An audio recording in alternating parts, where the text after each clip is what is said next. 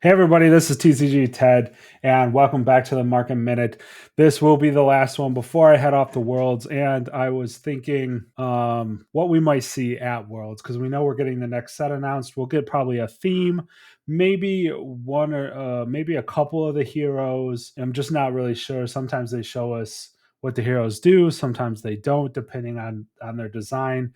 And so I thought I would put on my thinking cap and look into the crystal ball and try to predict what we might see. And what I came up with was Ranger. So we haven't got major support for Ranger in almost 5 sets, dating back all the way back to Outsiders. So I picked 6 cards that I think are interesting for Rangers and have kind of just fallen off to the wayside or even maybe forgotten about. And speaking of forgotten about cards, our first card up is Try Shot from Everfest. Um, this card's sitting at 35 cents right now for the non-foil, $2 for the rainbow foil. Everfest Majestics can pop off in a big way. There's a ton of these out there right now, but I would expect if we saw some Rangers with interesting bows, this card could go up. It's definitely one that I'm keeping my eye on because it, again, just a forgotten card that LSS loves to bring back old cards into the spotlight. So keep an eye on Try Shot. That one is a little bit deep in the tank. The next couple cards not so deep. So let's jump into them. Next card, Trench of the Sunken Treasure. This is a legendary from Outsiders.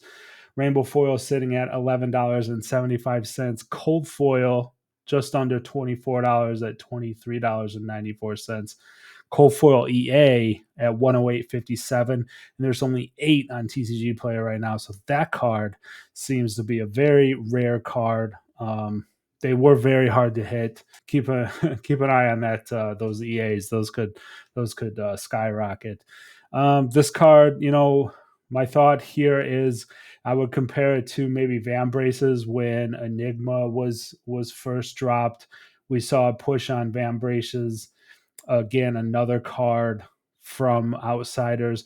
Due to the pull rates, the rainbow foils are pretty fairly easy to get a hold of. So Van Braces only jumped up to like $20 or evened out there. And then the cold foil variant jumped up to like 50.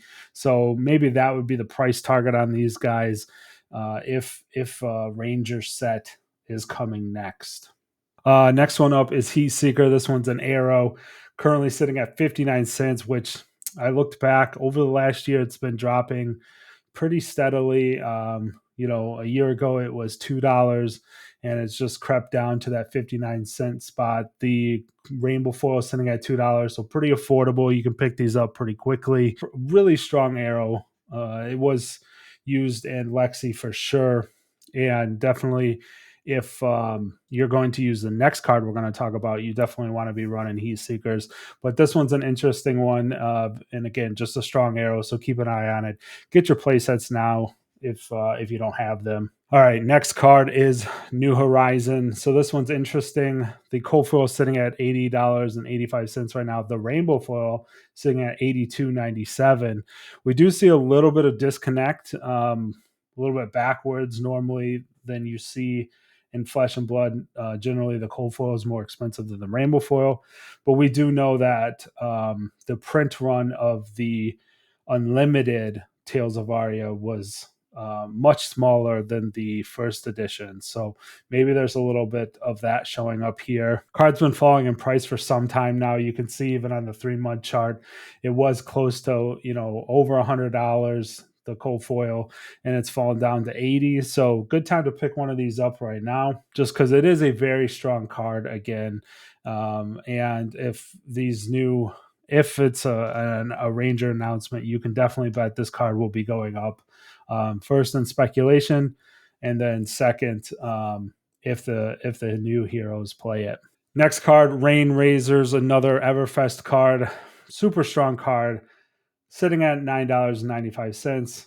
Rainbow foil $11.95. So this one sees a lot of play, right? This one's actually gone up in price over the last 3 months. Not surprising. Azalea plays this for sure, and she is, a meta contender. I want to say she's top of meta anymore, but she's definitely up there. Um, fighting for those top spots. But this card will go up again. I think Everfest Majestics definitely are not as easy to get a hold of, especially when they're popular.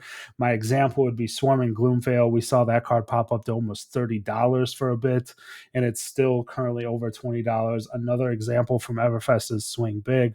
So I do believe this Rain Razors has some headroom to get up closer to that $25, $30 range if we see Ranger Heroes announced. And the last card for my Ranger predictions is Three of a Kind. So this card, as soon as Lexi left the game CC, this card just died right off. But it still says draw three on it. Right now, the normal or the non-foils are sitting at $2. The rainbow foil is also sitting at $2, which is interesting. Remember, don't forget that rainbow foil reprint policy.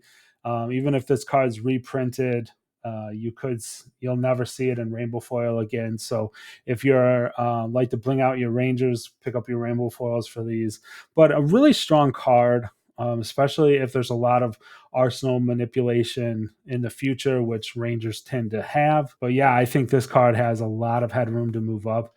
Again, Arcane Rising, pretty far in the rear view here. So yeah, just keep an eye on these 6 cards. I think, my parting message on this episode will be, remember, cards can always be reprinted. I think if we do get a Ranger set, Codex of Frailty could probably be the largest target for a reprint there, since inventory is super low and that card has held its price up there in the CNC range of $80 to $90 even now.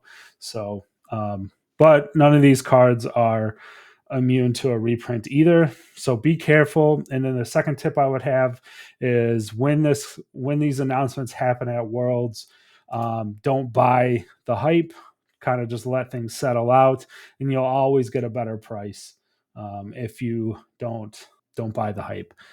But until next time, we're going to take a little bit off, as I'm going to be at Worlds for the next week and a half. We'll see you when I come back.